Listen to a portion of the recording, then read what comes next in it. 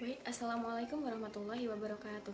Di sini saya Dea Ayu Purbalaras dengan NPM 20130531119 mewakili kelompok 1 untuk mempresentasikan sebuah apresiasi karya sastra dengan pendekatan analitis. Berikut anggota kelompok 1. Yang pertama ada Arawinda Olata dengan NPM 20130530889. Yang kedua ada saya sendiri, Dea Ayu Purbalaras dengan NPM 20130531119, dan yang ketiga ada Nita Khairunisa dengan NPM 20130531106. Dan yang keempat ada Ihsan Kurniawan dengan NPM 20130531164. Kemudian ada Regita Oktis Viola dengan NPM 20130530013. Ada Rizka Wulantika dengan NPM 20130531147. Kemudian ada Safira Ulfa dengan NPM 20130531110. Dan yang terakhir ada Tamam Abdiela Sancari dengan NPM 201305317. Nah, sebelumnya saya akan menjelaskan sedikit tentang pendekatan analitis.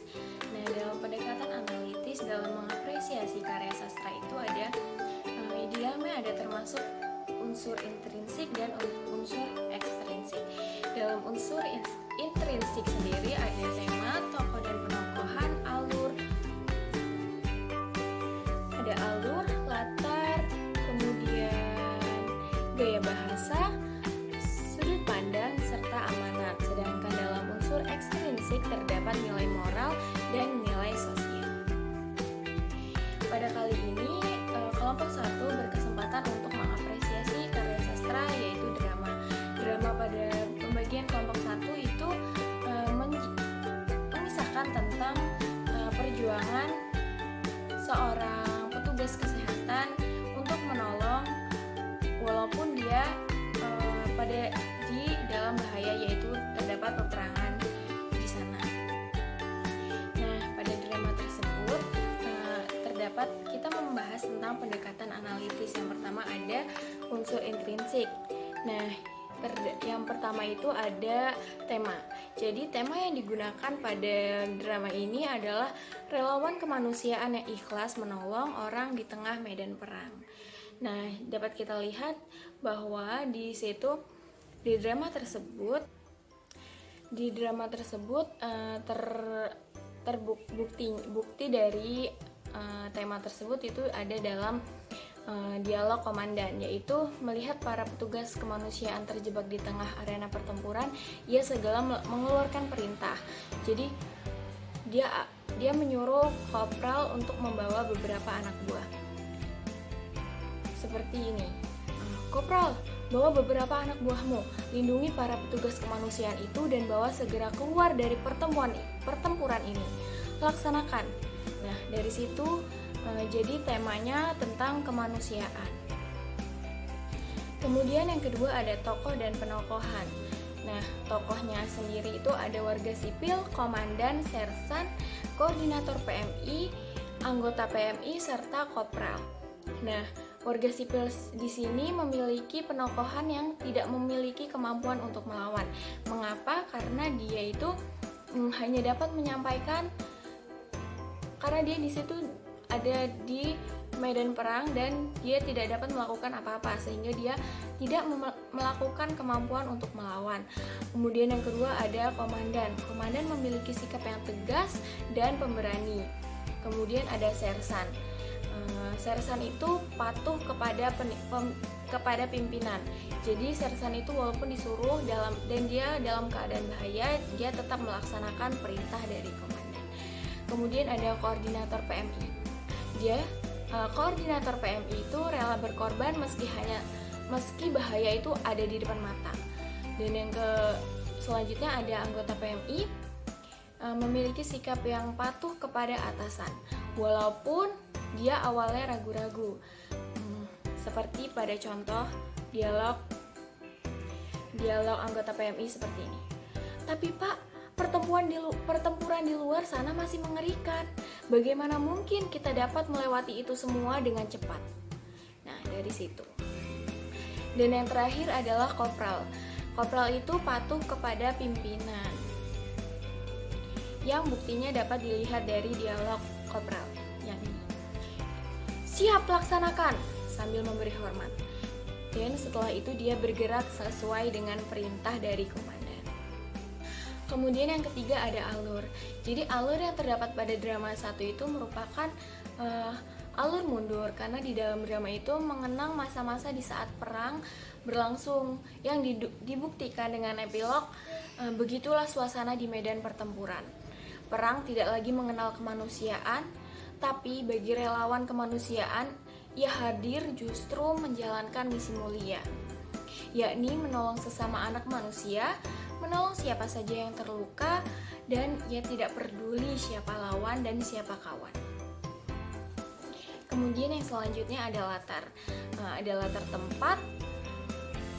Latar tempat itu ada di arena atau medan perang. Pada dialog ini, pada dialog komandan. Jadi melihat para petugas kemanusiaan terjebak di tengah arena pertempuran. Kemudian ada di sebelah rumah juga. Pada dialog koordinator PMI, dengarkan baik-baik. Tampaknya ada korban yang terluka di sebelah rumah itu. Mari kita segera ke situ. Nah, pada situ. Kemudian ada latar waktu. Nah, latar waktu pada drama ini yaitu pagi hingga sore hari. Dengan dibuktikannya pada dialog prolog, suasana hiruk pikuk warga sipil yang bingung dan ketakutan. Di sela-sela desingan peluru dan dentaman mortir. Beberapa warga terluka merintih mengerang kesakitan. Kemudian ada latar suasana juga. Jadi latar suasananya itu ada menegangkan, penuh haru, menakutkan, dan tolong menolong. Yang dibuktikan pada dialog pada epilog. Begitulah suasana di pertempuran di medan perang.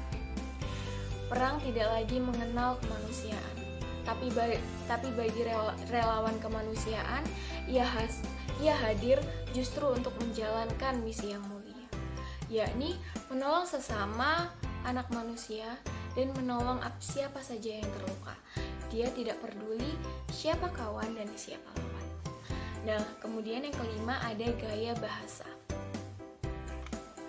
Nah, gaya bahasa yang digunakan pada drama ini yaitu dengan menggunakan majas repetisi yang tampak pada pengulangan berkali-kali, yang memiliki tujuan yang sama, sehingga pengulangan tersebut dilakukan untuk menegaskan.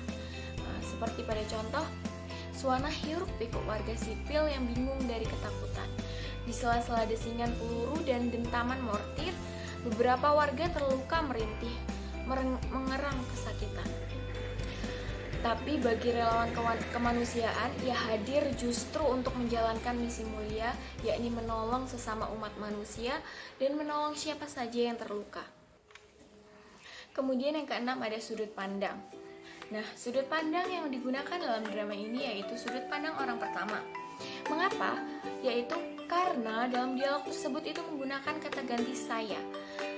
Jadi saat menggunakan sudut pandang orang pertama itu, kita itu seakan-akan menjadi tokoh dalam cerita tersebut. Kemudian ada sudut pandang orang ketiga juga.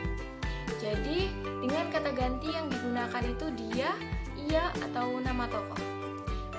Kata ganti ini digunakan untuk menceritakan tokoh utama dalam sebuah cerita. Dan yang terakhir dalam unsur intrinsik yang ada dalam pendekatan analitis adalah amanat. Nah, amanat jadi amanat dalam drama tersebut adalah bertanggung jawablah dan tidak pandang bululah seperti petugas kemanusiaan, dan sigaplah dalam menolong seperti para pejuang. Karena hal tersebut merupakan suatu perbuatan yang mulia. Tadi kita sudah membahas tentang unsur intrinsik, dan yang terakhir ada unsur ekstrinsik dalam pendekatan analitis di drama tadi.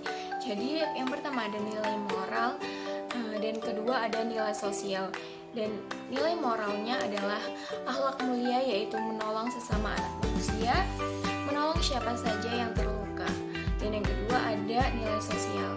Jadi nilai sosial yang terdapat dalam drama tersebut adalah tanggung jawab relawan kemanusiaan terhadap korban perang, serta tanggung jawab pasukan terhadap keselamatan warga sipil dan relawan kemanusiaan.